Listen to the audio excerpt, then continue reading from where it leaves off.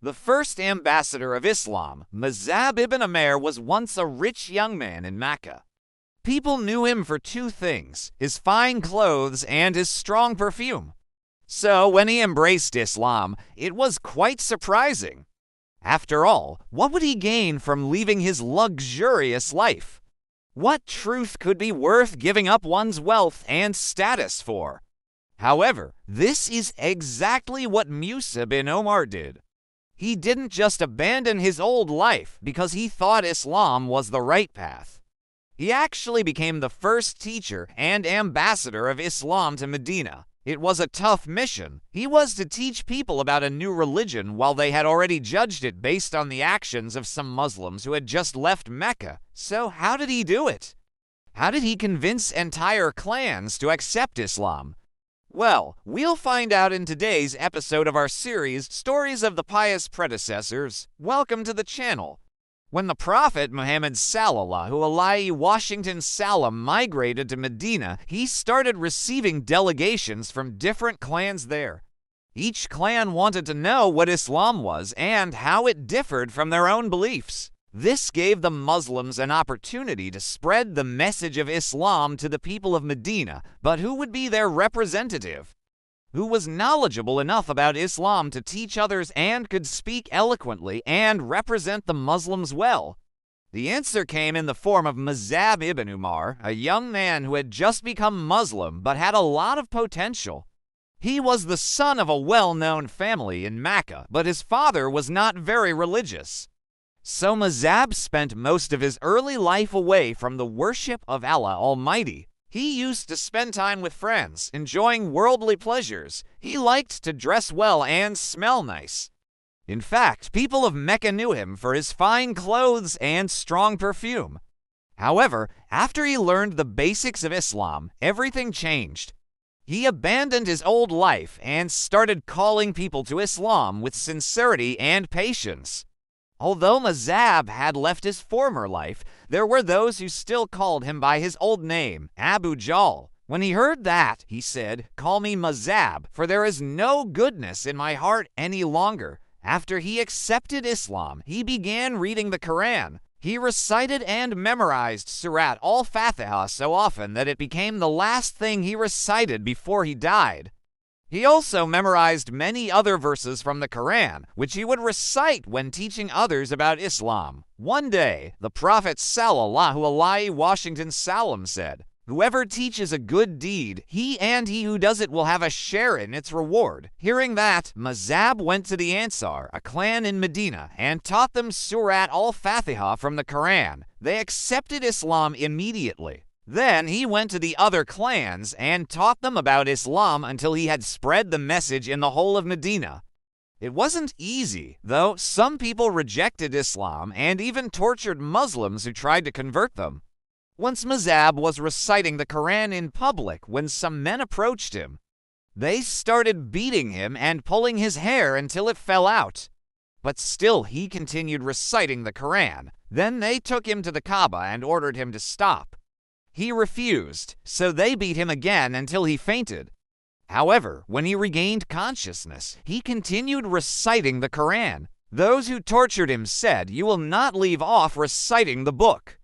And he replied, "Yes, I will recite the book as long as I live, for I am a servant of a living God, while you are the servants of a dead God." When they heard that, they beat him until he died. That was the first martyr of Islam among the men. After burying him, the Muslims gathered around the grave. They noticed that Mus'ab had only a piece of cloth over his private parts, and his body was uncovered.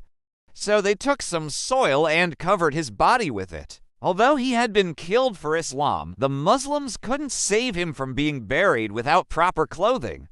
Why is that? Was it because they didn't care about him? No. It was because he had very few possessions after he came to Islam. In fact, when the Muslims wanted to take some of his belongings so they could give them to his family, they found nothing except a toothbrush, a water container, a comb, and a piece of clay.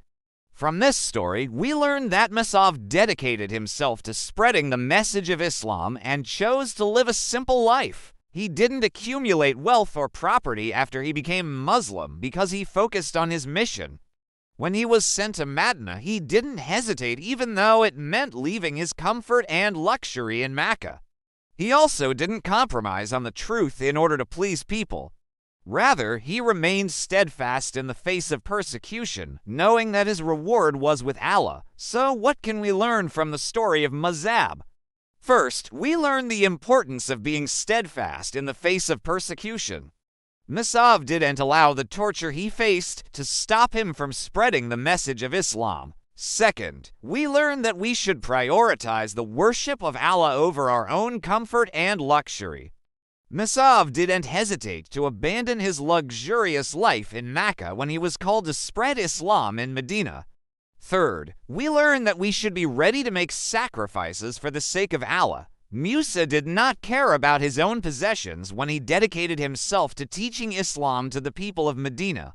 Finally, we learn that we should focus on our mission and not be distracted by other things. Musa's focus on spreading the message of Islam led him to live a simple life and be ready to make any sacrifice necessary to fulfill his mission. Muslims in Medina needed someone to teach them about Islam, and Mus'ab was the best choice for that job. Even though he had not been Muslim for long, he was devoted to his new faith and eager to share it with others. He was also intelligent and eloquent, which made him an effective teacher and ambassador.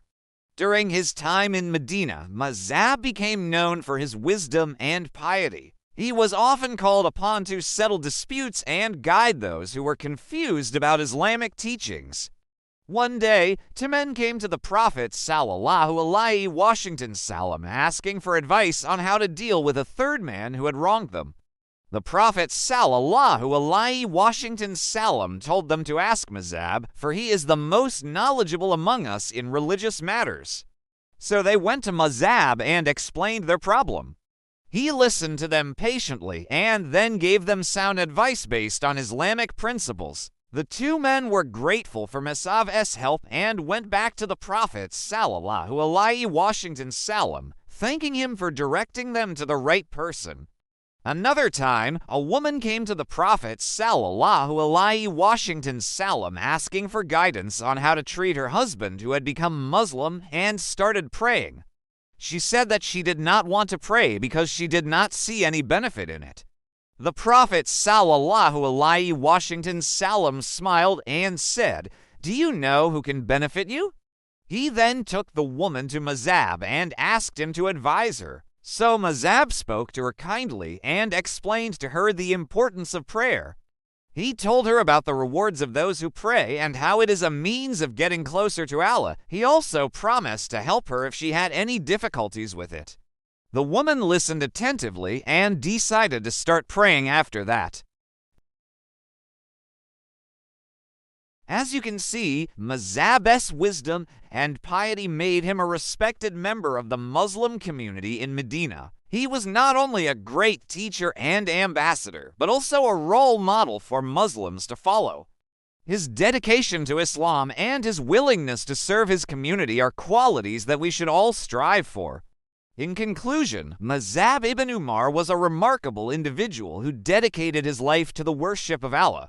From his humble beginnings as a young man who loved luxury and fine clothes to becoming one of the first martyrs of Islam, he exemplified courage, piety, and dedication. His story reminds us of the transformative power of faith and the importance of prioritizing our relationship with Allah over material possessions and worldly pleasures.